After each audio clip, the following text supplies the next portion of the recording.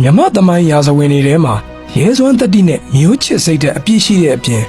နေကျအင်္ဂလိပ်တွေရဲ့ကျူးကျော်မှုကိုအပြင်းထန်ဆုံးတုံ့ပြန်ခဲ့ပြီးတော့ဗြိတိရှစစ်ဗိုလ်ချုပ်တွေကတော့အာရှရဲ့နပိုလီယံလို့ဂုဏ်ပြုမှတ်တမ်းတင်ခံခဲ့ရတဲ့စစ်သူကြီးတဦးရှိခဲ့ပါတယ်။သူကတော့စစ်သူကြီးအက္ခမဟာသေနာပတိသဒိုးသူရမမဟာဗန္ဓုလပဲဖြစ်ပါတယ်။ဒီနေ့မှာတော့မြန်မာသမိုင်းတွေကစစ်သူကြီးမဟာဗန္ဓုလရဲ့အကြောင်းကိုတင်ဆက်ပေးသွားပါမယ်။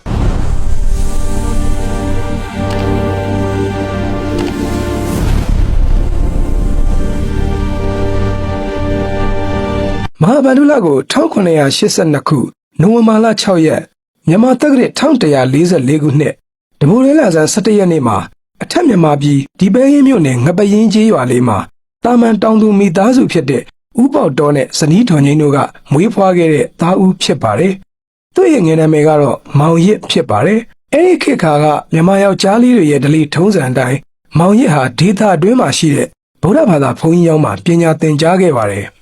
ဖခင်ကြီးကွယ်လွန်ပြီးတဲ့နောက်ငယ်စဉ်ဘဝမှာပဲသူဟာအစောပိုင်းတာဝန်တွေကိုထမ်းဆောင်ခဲ့ရပါတယ်။မိခင်နဲ့အတူလေတော်ထဲမှာအလုပ်လုပ်ခဲ့ရပြီးသူ့ရဲ့ညီငယ်နှစ်ယောက်ဖြစ်တဲ့မောင်အေးမောင်မြနဲ့သူ့ရဲ့ညီမငယ်ဖြစ်သူမတုတ်တို့ကိုကြည့်ရှုစောင့်ရှောက်ခဲ့ပါတယ်။မောင်ရစ်ဟာငယ်စဉ်ကတည်းကရွယ်သူတွေထက်အင်အားတန်ဆွမ်းပြီးတတ်သိရှိတဲ့သူဖြစ်တယ်လို့ဒီပဲရဲ့ဇာတိဖြစ်တဲ့အိမ်ရှင်မင်းသားသတို့စောရဲ့တော်ဝင်တပ်မတော်ကြီးမှာအနှိမ့်ဆုံးစစ်အစေပါအဖြစ်တာဝန်ထမ်းဆောင်မှုအတွက်နောက်မှမင်းနေပြီးတော့ဖြစ်လာမဲ့အမရပူရကိုရွှေ့ပြောင်းခဲ့ပါတယ်။သူဟာတာမန်လက်နက်ကင်တပ်သားဘဝကနေကိုရီကိုသွေးထက်မြက်မှုကြောင့်တဖြည်းဖြည်းယာရူးတိုးတက်လာခဲ့ပြီးပထမမှာသရိုးမင်းစောရဲ့လက်အောက်မှာအမှုထမ်းခဲ့ပြီးတော့1808ခုနှစ်အိမ်ရှင်မင်းသားအဖြစ်ဆက်ခံခဲ့တဲ့သရိုးမင်းစောရဲ့သားဖြစ်သူစကိုင်းမင်းသားလက်အောက်မှာအမှုထမ်းခဲ့ပါတယ်။အဲဒီနောက်မှာတော့သူဟာဒီပဲရင်မြို့ရဲ့ပထမဦးဆုံးသောမြို့စားဖြစ်လာခဲ့ပြီးနောက်3နှစ်အကြာမှာအလုံးမုံရွာရဲ့မြို့စားဖြစ်လာခဲ့ပါတယ်။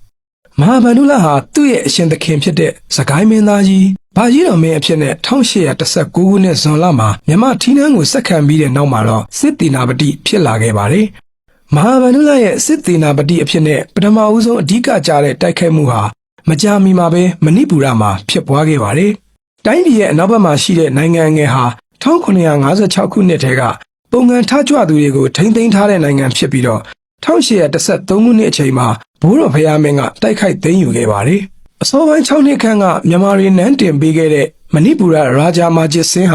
ာလောက်အခမ်းဘရင်တွေပြုလို့ရမယ့်တာဝန်ရှိတဲ့အတိုင်း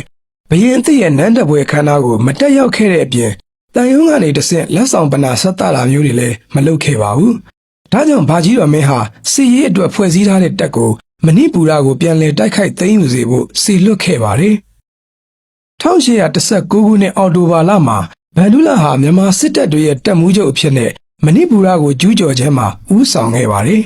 ။သူဟာခြေလင်းတပ်သား9000နဲ့မြင်းတပ်သား900ကိုအမိန့်ပေးကွပ်ကဲခဲ့ပြီးတော့သူ့ရဲ့နောက်မှာမှဗိုလ်ချုပ်ကြီးနေမျိုးသူရမင်းလာနော်ရထားနဲ့ခြေလင်းတပ်သား2000နဲ့မြင်းတပ်သား2500တို့ကလိုက်ပါခဲ့ပါတယ်။မဏိပူရလူမျိုးတွေဟာသူတို့ရဲ့မြို့တော်အနီးမှာခံတပ်ကိုတိစောက်ထားပါတယ်။ဘေးနှစ်ဖက်မှာမြင့်မားတဲ့တောင်တန်းတွေနဲ့ဝန်းရံထားပြီးကြံတစ်ဖက်မှာလည်းတောင်တင်းနဲ့တစ်သားဝင်းတကားတွေနဲ့အခိုင်အမာပြုလုပ်ထားတာဖြစ်တဲ့အတွက်ကြောင့်အဲ့ဒီခံတပ်ကိုထိုးပေါက်ဝင်ရောက်နိုင်ဖို့ခက်ခဲတယ်လို့ဆိုကြပါတယ်။မဟာဗန္ဓုလဟာအထူးတပ်သားတွေကိုစေလွတ်ခဲ့ပါတယ်။သူတို့ဟာညဘက်မှာတောင်တွေကိုတွယ်တက်ပြီးတော့ဂိတ်တွေကိုချိုးဖျက်ဖွင့်ပေးပြီးဗမာတွေကိုခံတပ်နဲ့မြို့တော်အတွင်းဝင်ရောက်နိုင်အောင်ပြုလုပ်ပေးခဲ့ပါတယ်။ရာဂျာမာဂျစ်စင်းဟာသူ့ရဲ့ညီကိုတော်သူချော်ဂျစ်စင်းအုပ်ချုပ်တဲ့အိန္ဒိယနိုင်ငံဖြစ်တဲ့ကချာပြည်ကိုထွက်ပြေးသွားခဲ့ပါတယ်။အဲ့ဒီရဲရဲနဲ့စစ်စင်ရေးဟာမဟာဗန္ဓုလကိုကြော်ကြားစေခဲ့ပါတယ်။ဘုရင်မင်းမြတ်ကသူ့ကိုနေမျိုးသူရရဲကောင်ဘွဲ့ကိုချီးမြှင့်ပေးအပ်ခဲ့ပါတယ်။မဏိပူရကိုအနိုင်ရပြီးတဲ့နောက်မှာမြန်မာတွေဟာမျိုးဆောင်တပ်ကိုထားခဲ့ပြီး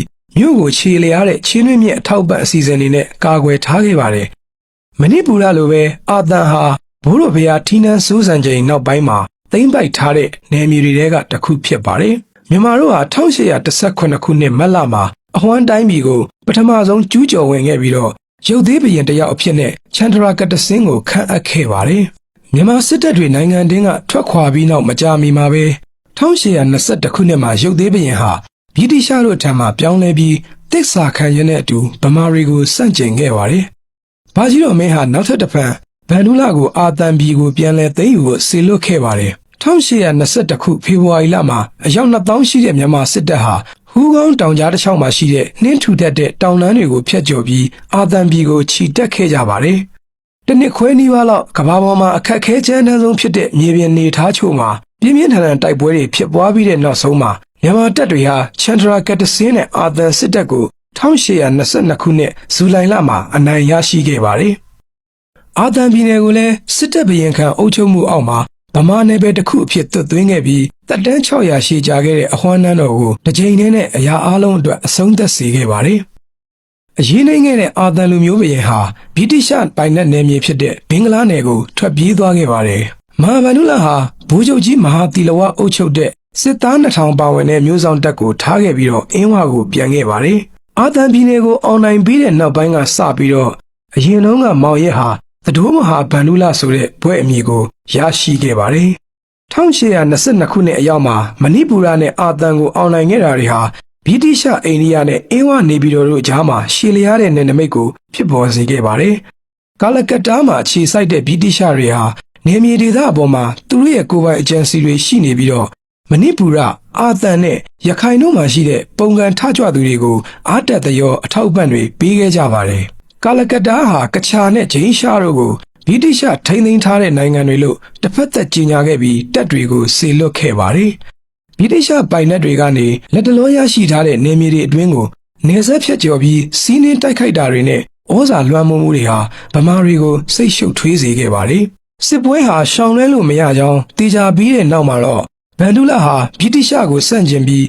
းထိုးစစ်ဆင်နွှဲဖို့မူဝါဒရဲ့အဓိကထောက်ခံသူတဦးဖြစ်လာခဲ့ပါတယ်။မဟာဗန္ဓုလဟာဘာကြီးတော်ရဲ့နန်းတော်မှာစစ်လိုလာတဲ့အုပ်စုရဲ့တစိမ့်တစ်ပိုင်းဖြစ်ပြီးအဲ့ဒီအုပ်စုမှာမိဖုရားနန်းမတော်မင်းတို့နဲ့သူမရဲ့အကိုစလင်းမင်းသားကြီးတို့လည်းပါဝင်ကြပါတယ်။ပြက်ပြက်သားသားအောင်မြင်ခြင်းဟာအင်းဝနေပြည်တော်ကြီးကိုသူ့ရဲ့အနောက်ဘက်အင်ပါယာအသစ်မှာတိုးတက်လာတာတွေကိုအာရကန်မဏိပူရအာသန်ကချာနဲ့ဂျိန်းရှားတို့မှာခိုင်မာတောင့်တင်းစီဖို့နဲ့ဘင်္ဂလားအရှေ့ပိုင်းကိုသိမ်းပိုက်ဖို့အခွင့်အရေးရှိနိုင်မယ်ဆိုတာကိုယုံကြည်ခဲ့ကြပါတယ်။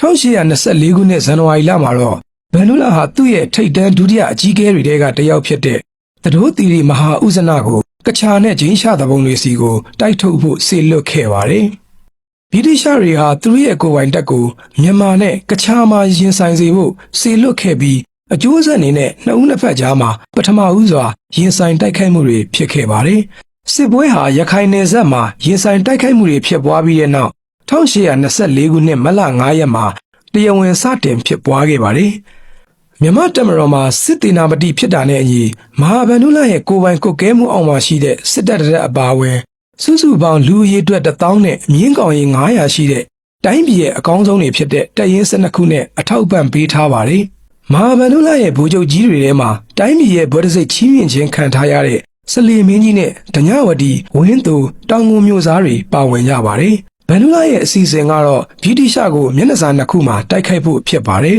။အရှေ့တောင်ဘက်ပိုင်းမှာအာရဂန်ကနေစစ်တကောင်းနဲ့မြောက်ဘက်ပိုင်းကကချာနဲ့ဂျိန်းရှားတို့ကနေစိုင်ဟတ်တို့ဖြစ်ပါတယ်။ဗန္ဓုလဟာအာရဂန်ကိုကိုယ်တိုင်ကွပ်ကဲနေစဉ်မှာပဲဥဇနာဟာကချာနဲ့ဂျိန်းရှားတို့ကိုကွပ်ကဲခဲ့ပါတယ်။စစ်ပွဲအစောပိုင်းမှာတိုက်ပွဲတွေ့ကြုံရင်းချက်တဲ့ဗမာတပ်တွေဟာဗြိတိရှတပ်တွေကိုပြန်လည်တွန်းလှန်နိုင်ခဲ့ပါတယ်။ဘာဖြစ်လို့လဲဆိုတော့မဏိပူရနဲ့အာသန်မှာရှိတဲ့တောတွေထဲမှာဆယ်စုနှစ်တစ်ခုနီးပါးလောက်တိုက်ခိုက်ကြတဲ့ဗမာတွေဟာဥရောပတပ်တွေချီတက်ခြင်းအတွက်ရှိန်လောက်တဲ့အနောက်ချက်လို့ဆိုရမယ်မြေအနေထားတွေနဲ့ပို့ပြီးတော့ရင်းနှီးကျွမ်းဝင်ပြီးသားဖြစ်နေတာကြောင့်ဖြစ်ပါတယ်။ဇန်နဝါရီလမှာတော့ဥဇနာဟာဗြိတိရှတပ်တွေကိုကရှာနဲ့ဂျိန်းရှာပြည်နယ်တွေမှာအောင်နိုင်ခဲ့ပြီးဖြစ်ပါတယ်။မေလမှာတော့မြောက်ရီမင်းကြီးဦးဆောင်တဲ့ဗမာတပ်တွေဟာဗြိတိရှအိန္ဒိယစစ်တပ်တွေကိုဗြိတိရှနယ်မြေအတွင်းမှာရှိတဲ့ရာမူးစစ်ပွဲမှာအနိုင်ရလိုက်တာဟာကာလကတ္တာမှာအကြီးအကျယ်တုံ့လှုပ်ဆင်းကိုဖြစ်ပေါ်စေခဲ့ပါတယ်။ဒါပေမဲ့ဗန္ဓုလဟာဝင်အားနဲ့မမြောက်အောင်ထမ်းမှုစံနာမရှိတာကြောင့်စစ်တကောင်းကိုချီတက်ရှင်းမလုပ်ပဲမြပရီမှာပဲရက်ခဲ့ပါတယ်။တကယ်လို့ဗန္ဓုလသာစစ်တကောင်းကိုချီတက်ခဲ့ရင်သူသတိမထားမိတဲ့အချက်အနည်းငယ်ရှိပါတယ်။အဲ့ဒါကတော့သူဟာဒီအခွင့်အရေးကိုယူနိုင်ခဲ့ရင်ကာလကတ္တာကိုသွားမဲ့လမ်းကြောင်းဟာပွင့်သွားခဲ့မှာဖြစ်ပါတယ်။ခက်ခဲကြမ်းတမ်းတဲ့မြေပြင်နေသားမှာတိုက်ခိုက်မဲ့အစားဗြိတိရှတွေဟာမြန်မာပင်မနယ်မြေပေါ်မှာတိုက်ပွဲဆင်နွှဲခဲ့ပါတယ်။1824ခုနှစ်မေလ17ရက်မှာလူအယောက်1000ကျော်ပါဝင်တဲ့ဗြိတိရှရေတပ်တပ်ဟာရန်ကုန်စိတ်ကမ်းကိုဝင်ရောက်လာခဲ့ပြီးမြန်မာတွေကိုအံ့အားသင့်စေခဲ့ပါတယ်။မြန်မာတို့ဟာခြေဖြတ်ထားတဲ့မြေမူကိုကျင့်သုံးပြီးမြို့တော်ကိုအလွတ်ထားခဲ့ကအဲ့ဒီအစားမြို့ပြင်ဘက် အရှိအနောက်10မိုင်အနီးမှာတက်ချထားတဲ့နေရာတွေကိုအခိုင်အမာပြုလုပ်ဖို့ရွေးချယ်ခဲ့ပါတယ်။ဗိုလ်ချုပ်ကြီးအာခီဘောကင်ဘဲဦးဆောင်တဲ့ဗြိတိရှတပ်တွေဟာအခိုင်အမာရှိပြီးဖြစ်တဲ့ရွှေတကုံဖျားပရဝုံအတွင်းမှာတက်ဆွဲခဲ့ကြပါတယ်။ဗြိတိရှတွေဟာဗမာရှေ့တန်းစစ်မြေပြင်ကိုစတင်ပြီးထိုးစစ်တွေဆင်နွှဲခဲ့ကြပြီး1824ခုဇူလိုင်လမှာရွှေတကုံကနေ9မိုင်အကွာမှာရှိတဲ့ကမာရွတ်မြို့နယ်စီကိုဗမာတွေကိုအောင်မြင်စွာမောင်းထုတ်နိုင်ခဲ့ပါတယ်။ရွှေတကုံကိုစက်တင်ဘာလမှာပြန်လည်သိမ်းယူဖို့ဗမာတွေရဲ့ကြိုးစားမှုဟာလည်းမအောင်မြင်ခဲ့ပါဘူး။ဘာကြီးတော်မင်းဟာအနောက်ဘက်စစ်မျက်နှာစာကတပ်အားလုံးကိုပြန်ဆုတ်ခွာဖို့အမိန့်ပေးခဲ့ပါတယ်။ဗန္ဓုလကိုအာရကန်နဲ့ဘင်္ဂလားပြည်ကနေ၎င်းဥဇနာကိုအာသန်နဲ့ကချာတို့ကနေ၎င်းပြန်လည်ဆုတ်ခွာစေခဲ့ပြီး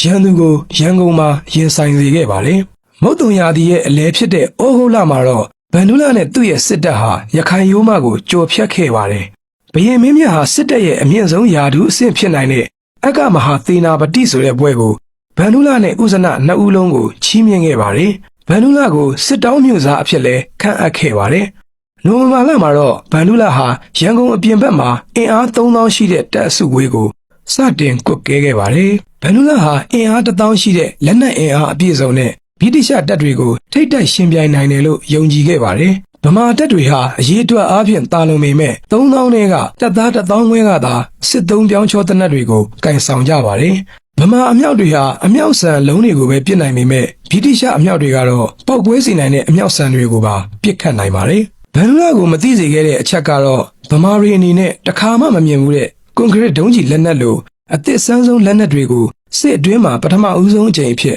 ်ဗြိတိရှတို့ကမကြာသေးခင်ကမှရရှိခဲ့ကြတာဖြစ်ပါတယ်။ဗန္ဓုလရဲ့အလုတ်သက်တမ်းမှာအကြီးမားဆုံးအမားဖြစ်လာမဲ့ဗြိတိရှတပ်တို့နေရာချထားတာတွေကိုတိုက်ခိုက်ဖို့အမိန့်ပေးတာကိုနိုဝင်ဘာလ30မှာပြုလုပ်ခဲ့ပါတယ်။အလွန်တာလွန်တဲ့လက်နက်တွေနဲ့ဗြိတိရှတွေဟာရွှေတကုံခံတပ်မှာမြန်မာတို့ရဲ့ရဲရင်နဲ့တိုက်ခိုက်မှုတွေကိုခံနိုင်ခဲ့ကြပြီးဗမာစစ်သားထောင်ပေါင်းများစွာကိုတေဆုံးစေခဲ့ပါတယ်။ဒီဇင်ဘာလ9ရက်မှာဒုံးကျည်လက်နက်တွေနဲ့အထောက်ပံ့ပေးထားတဲ့ဗြိတိရှတပ်တွေဟာစတင်ပြီးတော့အသာစီးရလာခဲ့ကြပါတယ်။ဒီဇင်ဘာလ15ရက်မှာတော့ဗမာတွေဟာသူတို့ရဲ့နောက်ဆုံးကြံရှိတဲ့အခိုင်အမာတပ်ဆွဲထားတဲ့ကုတ်ကိုင်းကနေမောင်းထုတ်ခံခဲ့ရပါတယ်။နောက်ဆုံးမှာတော့ဗမာစစ်သားပေါင်း3000အနက်မှ9000သာပြန်လာနိုင်ခဲ့ပါတယ်။ဗန္ဓုလဟာအေယာဝတီမြို့ကကျွန်းပေါ်မှာရှိတဲ့ရန်ကုန်ကနေတိတ်မဝေးတဲ့မြို့ငယ်လေးဖြစ်တဲ့ဒနုပြူမြို့မှာရှိတဲ့သူ့ရဲ့နောက်တန်းစစ်အခြေစခန်းစီကိုပြန်ဆုတ်ခဲ့ပါတယ်။1825ခုနှစ်ဖေဖော်ဝါရီလမှာတော့ဗန္ဓုလဟာအေယာဝတီမြစ်ကမ်းပေါ်ကဒနုပြူခံတပ်မှာခံတပ်အခိုင်မှာစောက်ပြီးတော့ခုခံမှုပြင်ဆင်ခဲ့ပါတယ်။ရန်ကုန်စစ်ပွဲမှာအတွေ့အကြုံရှိတဲ့လူတွေကိုဆုံးရှုံးခဲ့ရတဲ့မြန်မာစစ်တပ်ဟာအခုအခါမှာတော့အရေးသွေးမျိုးစုံရှိတဲ့အယောက်1000ခန့်သာရှိတဲ့စစ်တပ်ပဲရှိပါတော့တယ်။ဘုရင်မင်းမြတ်ရဲ့အတော်ဆုံးစစ်သားအချို့ပါဝင်ပေမဲ့အများစုဟာလေ့ကျင့်သင်ကြားထားခြင်းမရှိသေးတဲ့သူတွေနဲ့လက်နက်တပ်ဆင်ထားခြင်းမရှိတဲ့ဥပဒေအရစစ်မှုထမ်းရသူတွေဖြစ်ပါတယ်။ဒနုမြူခန္ဓာဟာအလျားတမိုင်နီးပါးရှိပြီးတော့အနံက4ဖာလုံလောက်ရှိပါတယ်။ဗန္ဓုလကိုယ်တိုင်ဒီဇိုင်းထုတ်ခဲ့တဲ့မြေအောက်ကရင်ခန္ဓာတွေဟာအင်မတန်မှထူးခြားလာပါတယ်။အဲ့ဒီခန္ဓာတွေဟာအပြင်ကကြည့်ရင်ဘာမှမရှိသလိုဖြစ်ပေမဲ့အထဲမှာတော့စစ်သည်တွေဟာမြေအောက်လိုင်ကူတွေလိုနေရာယူထားကြပြီးအင်္ဂလိပ်စစ်သားတွေအနားရောက်လာတဲ့အခါမှာရုတ်တရက်ထွက်ပေါ်လာပြီးတိုက်ခိုက်တဲ့နည်းဗျူဟာကိုသုံးခဲ့တာဖြစ်ပါတယ်။1825ခုနှစ်မတ်လမှာတော့အမြောက်တင်သင်းမောတွေပါဝင်တဲ့အင်အား4000ရှိတဲ့ဗြိတိရှအင်အားကြီးတပ်ဟာဒနုဖြူမြို့ကိုတိုက်ခိုက်ခဲ့ပါတယ်။ဗြိတိရှတွေရဲ့ပထမအကြိမ်တိုက်ခိုက်မှုဟာအရေးနှိမ့်ခဲ့ပြီးမဟာဗန္ဓုလဟာတံပြန်တိုက်ခိုက်မှုတွေကိုခြေလင်းတပ်သားတွေမြင်းတပ်နဲ့တိုက်စင်18ကောင်တွေနဲ့စူးစမ်းတိုက်ခိုက်ခဲ့ပါတယ်။ဒါကြောင့်ဗြိတိရှတွေရဲ့ပထမအကြိမ်တိုက်ခိုက်မှုဟာအရေးနှိမ့်ခဲ့ရပါတယ်။ဒါပေမဲ့စင်တွေဟာဒုံးကျည်လက်နက်ပစ်ခတ်မှုတွေကြောင့်ရှေ့မတိုးနိုင်ဖြစ်ခဲ့ပြီးမြင်းတပ်ကလည်းအားဖြည့်ထားတဲ့ဗြိတိရှဒုံးကျည်လက်နက်ပစ်ခတ်မှုတွေကိုစန့်ကျင်ပြီးရှေ့တိုးဖို့မဖြစ်နိုင်ကြောင်းကိုတွေ့ရှိခဲ့ပါတယ်။ဧပြီလ1ရက်နေ့မှာတော့ဗြိတိရှတွေဟာကြီးမားတဲ့ထိုးစစ်တစ်ခုကိုစတင်ခဲ့ပါတယ်။သူတို့ရဲ့လက်နက်ကြီးတွေနဲ့မြို့ကိုစစ်စစ်ညက်ညက်ခြေစီခဲ့ကမြန်မာရှေ့တန်းစစ်မျက်နှာပြင်ရဲ့နေရာတိုင်းကိုသူတို့ရဲ့ဒုံးကျည်လက်နက်မိုးတွေရွာချခဲ့ပါတယ်။အဲ့ဒီနေ့မှာပဲဗန္ဓုလဟာအမြောက်ဆန်ထိမှန်ပြီးတော့ကျဆုံးခဲ့ရပါတယ်။ဗန္ဓုလဟာသူ့ရဲ့အဆောင်အယောင်ပြည့်စုံဖြစ်တဲ့ရွှေရောင်တဝင်းဝင်းလက်နေတဲ့ထီအောက်မှာနေပြီးတော့ခန္ဓာပပတ်လဲကိုရှောက်သွားကသူ့ရဲ့လူတွေကိုစိတ်သက်မြင့်တင်ပေးနေခြင်းဖြစ်ပါတယ်။သူ့ရဲ့ဗိုလ်ချုပ်ကြီးတွေဟာသူဟာရန်သူရဲ့တနတ်အတွက်အလွယ်လင့်တကူပြစ်မှတ်ဖြစ်လိမ့်မယ်ဆိုတဲ့သတိပေးချက်ကိုစွန့်ပယ်ခဲ့ခြင်းကြောင့်ဗန္ဓုလဟာကျဆုံးခဲ့ရခြင်းဖြစ်ပါတယ်။ဒါပေမဲ့ဗန္ဓုလဟာနောက်ဆုံးထွက်သက်မှာတော့ငါရဲ့တပ်တွေကိုမပြတ်စေနဲ့စက်တိုက်ကြလို့မှားခဲ့ပြီး တက်တော်43နှစ်အရွယ်မှာပဲသူရဲကောင်းပီတာစွာနဲ့နှီးကုန်းချုပ်သွားခဲ့ရပါတယ်။ဗန္ဓုလကွယ်လွန်သွားပြီဆိုတဲ့သတင်းဟာမြန်မာတပ်သားတွေကိုအကြီးအကျယ်စိတ်သက်ကျဆင်းစေခဲ့ပြီးနောက်တစ်နေ့မနက်မှာပဲဓနုဖြူခံတပ်ကြီးဟာအင်္ဂလိပ်တွေရဲ့လက်အောက်ကိုရောက်ရှိသွားခဲ့ရပါတယ်။အင်္ဂလိပ်စစ်ဗိုလ်ချုပ်တွေကတော့ဗန္ဓုလရဲ့ရုပ်လောင်းကိုတွေ့တဲ့အခါမှာရန်သူဖြစ်ပေမဲ့လည်းသူ့ရဲ့စစ်ပါရမီနဲ့ရဲစန်းတတိကိုလေးစားတဲ့အနေနဲ့စစ်အခမ်းအနားနဲ့တကြိုပေးခဲ့ကြသလိုသူတို့ရဲ့မှတ်တမ်းတွေမှာလည်းဗန္ဓုလသာအသက်ရှိနေသေးရင်ငါတို့ဒီစစ်ပွဲကိုလွယ်လွယ်နဲ့အနိုင်ရမှာမဟုတ်ဘူးလို့ရေးသားခဲ့ကြပါတယ်။စစ်သူကြီးမဟာဗန္ဓုလတေဆုံးပြီးတဲ့နောက်မှာတော့ဗမာတွေဟာဓနုဖြူကနေပြန်လည်ထွက်ခွာခဲ့ကြပါတယ်။မဏိပူရနဲ့အာသံမှာဖြစ်နိုင်ခြင်းမရှိတဲ့အောင်နိုင်မှုတွေကိုဥတီစေခဲ့တာကတော့ဗန္ဓုလရဲ့တတိနဲ့ရဲရဲနဲ့စစ်နီးဗျူဟာတွေကိုအသုံးပြုခြင်းကြောင့်ဖြစ်ပါတယ်။ဒါပေမဲ့အလွန်ကောင်းမွန်တဲ့လက်နက်တွေကိုတက်ဆင်ထားပြီးတော့ကဘာကိုသိမ့်ပိုက်စိုးမိုးထားတဲ့ဗြိတိရှတွေကိုစန့်ကျင်ရမှာတော့ဗန္ဓုလရဲ့အကျိုးပြရာပျက်စီးကြောင်းကိုပဲဖြစ်ခဲ့တာကိုသက်သေပြခဲ့ပါတယ်။ဗန္ဓုလဟာထင်ပေါ်ကျော်စောပေမဲ့အလွန်သာလွန်တဲ့ဗြိတိရှလက်နက်တွေကို